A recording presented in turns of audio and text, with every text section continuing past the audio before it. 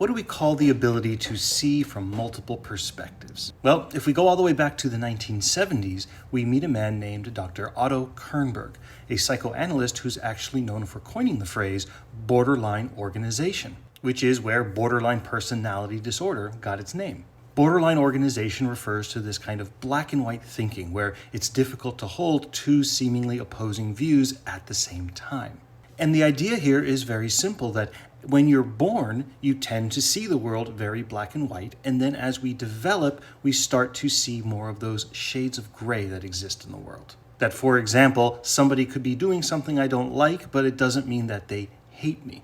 And so using Kernberg's language, we develop from borderline organized to neurotic organization as we grow and mature.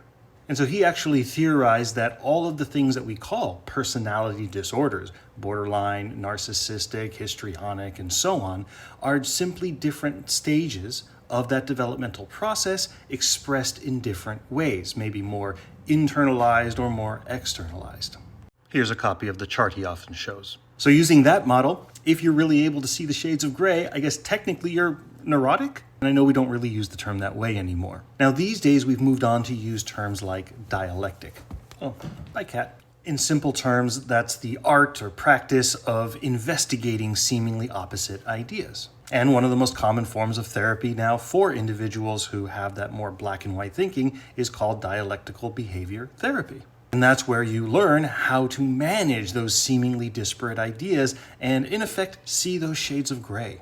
And so nowadays, you would call somebody who can see those shades of gray a dialectical thinker. Someone who's able to reconcile those seemingly disparate or contradictory points of view and make sense of the whole mess. Appreciate the questions as always. If you got any others, throw them in the comments below.